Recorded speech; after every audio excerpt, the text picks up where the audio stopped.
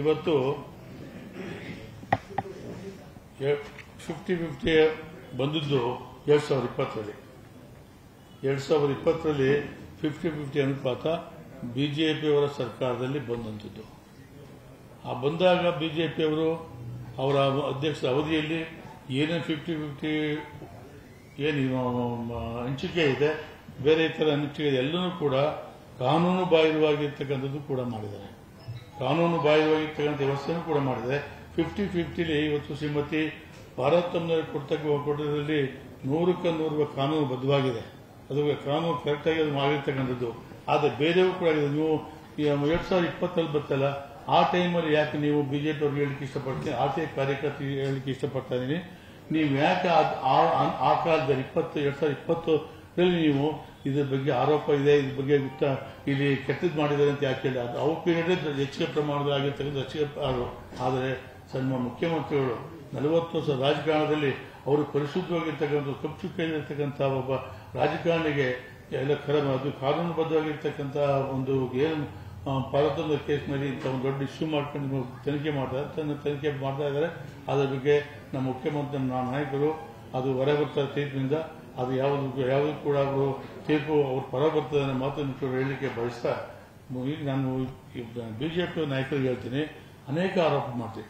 ಮತ್ತೆ ನಮ್ಮ ಸಭೆಯಲ್ಲೂ ಕೂಡ 2 ಸಭೆ ಆಗಿದೆ. ಈ 2 ಸಭೆ ಸರ್ಕಾರ ಬಂದ ಮೇಲೆ ಕೂಡ ನೀವೆಲ್ಲರೂ ಏನು ಆರ್ಟಿಐ ಕಾರ್ಯಕರ್ತರಿದ್ರಿ, ಮತ್ತೆ ನೀವು ಯಾವ ನಮ್ಮ ವಿರೋಧ ಪಕ್ಷದ ನಾಯಕರುಗಳಿದ್ರಿ, ಜೆಡಿಎಸ್ ಬಿಜೆಪಿ ಇರ್ಬೋದು, ಯಾಕೆ ಅವಾಗಲೂ ಎತ್ತಿಲ್ಲ. ಈಗ ಪ್ರತಿಯೊಂದು ಕೂಡ ನೀವು ವಿನಾಕಾರಣ ಅವ್ರ ಮೇಲೆ ಆರೋಪ ಮಾಡ್ತಕ್ಕಂಥ ಸತ್ಯಕ್ಕೆ ದೂರವಾದದ್ದು. ಇನ್ನು ಮುಂದೆ ಆದರೂ ಕೂಡ ನಾನು ಮೂಢ ಅಧ್ಯಕ್ಷನಾಗಿ ಹೇಳ್ತಾ ಇದ್ದೀನಿ, ಇನ್ನು ಮುಂದೆ ಆ ರೀತಿ ಆದರೆ ನಾನು ಕ್ರಮವನ್ನು ತಗೋಬೇಕಾಗುತ್ತೆ ಅನ್ನೋ ಮಾತನ್ನು ಕೂಡ ಹೇಳಲಿಕ್ಕೆ ನಾನು ಬಯಸ್ತಾ,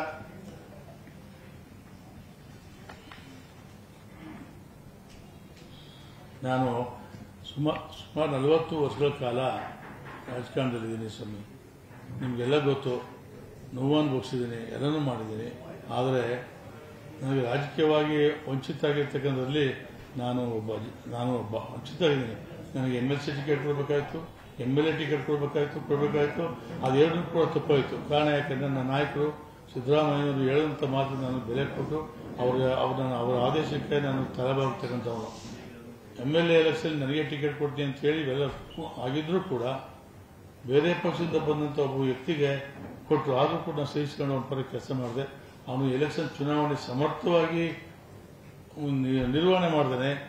ಮತ್ತೆ ಅವರು ಪಲಾಯನ ಆಗಿ ಅಂಥ ವ್ಯಕ್ತಿಯೂ ಕೂಡ ನನ್ನ ಮೇಲೆ ಆರೋಪ ಮಾಡ್ತಕ್ಕಂಥದ್ದು ಕೂಡ ನೋಡಿದೆ. ಅಂದರೆ ನನಗೆ ನಿರಂತರವಾಗಿ ಒಂದು ತೇಜೋವಧಿ ಆಗ್ತಕ್ಕಂಥ ಆರೋಪ ಮಾಡ್ತಕ್ಕಂಥದ್ದು ಆಗಿದೆ. ಮತ್ತು ನನಗೆ ಇವತ್ತು ಏನಾಗಿದೆ ಅಂದರೆ, ಸನ್ಮಾನ್ಯ ಸಿದ್ದರಾಮಯ್ಯ ಮನವಿ ಮಾಡಿದ್ದೆ, ನಾನು ಹೋಗಿ ಕೇಳಿದೆ ಏನಂತ. ಅದಕ್ಕೆ ನೋಡಿ ಆಗಿದೆ, ಈ ನಿಮ್ಮದು ಈ ರೀತಿ ಆಗಿದ್ರು ಕೂಡ ನನಗೆ ನನ್ನನ್ನೇ ದೂಷಿಸತಕ್ಕಂಥ ಕೆಲಸ ಆಗ್ತದೆ ಅಂತಂದಾಗ, ನಮ್ಮದು ನೀರು ಬಂದಿರೋದು ಈಗ, ಅದು ಮಾಡಿರೋದು 21-22ರಲ್ಲಿ ಹೇಗೆ ಯೋಚನೆ ಮಾಡ್ತೀವಿ. ಅವ್ರು ಒಂದೇ ಒಂದು ಮಾತು ಹೇಳಿದ್ರು, ನೀನು ತಾಲೂಕು ಪಂಚಾಯತ್ ಅಧ್ಯಕ್ಷ ಮಾಡಿದೆ, ಜಿಲ್ಲಾ ಪಂಚಾಯತ್ ಅಧ್ಯಕ್ಷ ಮಾಡಿದೆ, ಯಾವತ್ತಾರು ಇಲ್ಲಿಗಲ್ ಮಾಡೋದು ಹೇಳಿದನ ಇಲ್ಲ, ಯಾಕೆ ಯೋಚನೆ ಮಾಡ್ತೀನಿ ಅಂತೇಳಿ ಅವರತ್ತೂ ಕ್ಲಿಯರ್ ಮಾಡಾಗಿದೆ. ಸಾರ್ವಜನಿಕರು ಈ ರೀತಿ ನಮಗೆ ಅಪಪ್ರಚಾರ ಮಾಡ್ತಕ್ಕಂಥ ವ್ಯವಸ್ಥೆ ಇದೆಯಲ್ಲ, ಅದು ಆಗಬಾರ್ದು. ನೋಡಿ, ನನಗೆ ಈಗಾಗಲೇ 3 ಸಾರಿ ನಾನು ಹಾಸ್ಪಿಟ್ಲಿಗೆ ದಾಖಲಾಗಿದ್ದೀನಿ. ನಾನು ಇವತ್ತು ಕೂಡ ನೋಡಿ, ನನ್ನ ವಯಸ್ಸು ನೋಡಿ ಇವತ್ತು ನಾನು ಮಾತಾಡದೇ ಇರ್ತಕ್ಕಂಥ ಪರಿಸ್ಥಿತಿ ಇವತ್ತು ಕೂಡ ಇದೆ. 3 ದಿವಸ ಸನ್ಮಾನ್ಯ ಮುಖ್ಯಮಂತ್ರಿ ನಗರದಲ್ಲಿದ್ದರು. ಡಾಕ್ಟ್ರು ರೆಸ್ಟ್ ಬೇಕು ಅಂತ ಹೇಳಿದಾಗ ನಾನು ಅಲ್ಲಿ ಕಾರ್ಯಕ್ರಮ ಭಾಗವಹಿಸಿದೆ. ಇವತ್ತು ಇದ್ರ ಬಗ್ಗೆ ಹೇಳಲೇಬೇಕು ಅಂತ ಹೇಳಿ ಇದು ಬಂದಿರ್ತಕ್ಕಂಥದ್ದು. ದಯಮಾಡಿ ತಾವೆಲ್ಲರೂ ಕೂಡ ಮಾಧ್ಯಮದ ಬಂಧುಗಳಿದ್ದೀರಿ, ಇದ್ರ ಬಗ್ಗೆ ನನ್ನ ತೇಜೋವಧ ಮಾಡ್ತಾರೆ, ಅದ್ರ ಬಗ್ಗೆ ಇಡೀ ರಾಜ್ಯದ ಜನರಿಗೆ ತಿಳಿಸ್ತಕ್ಕಂಥ ಕೆಲಸ ಮಾಡಬೇಕು ಅನ್ನೋ ಮಾತನ್ನು ಕೂಡ ಹೇಳಲಿಕ್ಕೆ ಬಯಸ್ತಾ ಮುಂದುವರೆದು.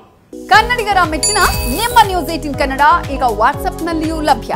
ಕರ್ನಾಟಕ ಮತ್ತು ದೇಶ ವಿದೇಶದ 360 ಡಿಗ್ರಿ ಸುದ್ದಿ ವಿವರವನ್ನ ನೀವು ನಿಮ್ಮ ಕೈ ಬೆರಳುಗಳಲ್ಲಿಯೇ ಪಡೆಯೋದಿಕ್ಕೆ ಈ QR ಕೋಡ್ ಅನ್ನು ಸ್ಕ್ಯಾನ್ ಮಾಡಿ.